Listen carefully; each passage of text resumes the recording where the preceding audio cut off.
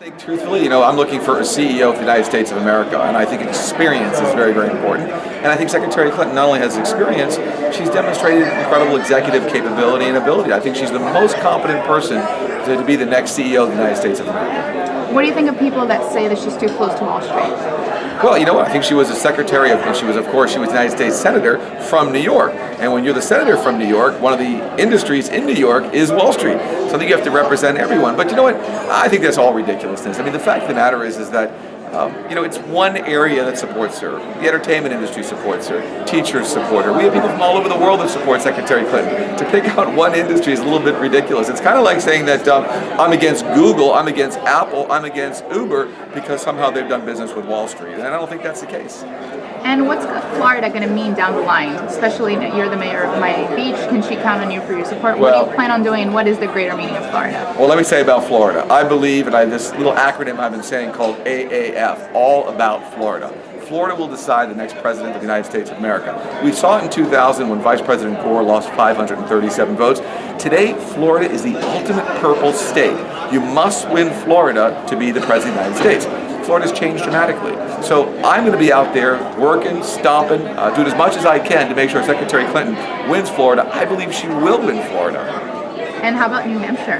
Well, New Hampshire's a tough one because, of course, Senator Sanders, this is his home turf. This is his home court advantage. He's been in this market in the media for 30 years. And of course, I'm just encouraged how well Secretary Clinton's doing. But I don't think that everyone realizes that this is a challenging thing for someone who's not from New England. So Senator Sanders clearly has a home court advantage here. And if Sanders does take New Hampshire, do you think that that's going to pose greater challenges for Hillary down the line, or do you think she's okay with South Carolina and Nevada coming up next? Well, I think first of all, the fact that she won Iowa is a big win. And the fact that she's even, she's here, she's campaigning, because she always fights. I mean, she will never give up anything. She's always there for everybody. But no, I don't think so at all. New Hampshire's a very important state. It'll be very important in the general election, of course. I'm not so sure necessarily that, it's going to make a difference for Secretary Clinton because it's a very big country. There's a lot of delegates out there. Secretary Clinton is going to do very well in South Carolina. She'll do very well in Florida, California, a lot of the big states. And what do you think is the importance of the youth vote? A lot of the youth has been galvanized behind Sanders, overwhelmingly so. What do you think that means for Hillary? Well, I can tell you, Secretary Clinton is for the youth in our country. There's no question about it, and she really is out there. But when Senator Sanders is out there saying, I'm going to give you free health care, free college, I'm going to destroy Wall Street. Word has it that Senator Sanders now is offering free Uber for everybody, free Starbucks, and I understand he's offering free office space for all millennials. So come on, when you're offering it free to everything, there's an old saying in life, if it's too good to be true, it's too good to be true.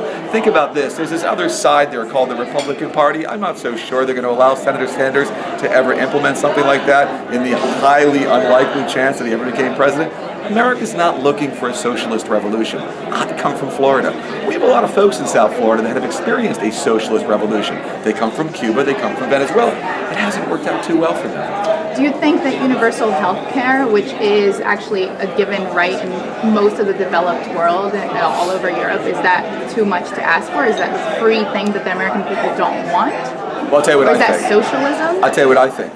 I think that for people that can't afford health care, we must provide it. But I really don't want Donald Trump's kids to have free health care. So the fact of the matter is, we don't want to raise the taxes on middle-class folks. We want people that can afford health care to pay something for it. But absolutely, if you can't afford health care, we have to make sure that our country provides it.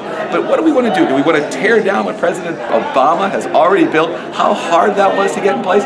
No, let's build on that. Let's make that better. Let's not start from scratch. It's not good to start from scratch. And just a last question about the Hispanic vote, especially in Florida. What's going to be the importance of that for Secretary Clinton? And what does that mean for Bernie Sanders, who it's been more difficult for him to gain traction with minority voters? Well, I think that the Hispanic vote in Florida is going to be crucial. The Hispanic vote and the 500,000 registered Jewish voters are going to be very important. In a state that's a razor-thin margin. But when you think of the Hispanic vote, remember something.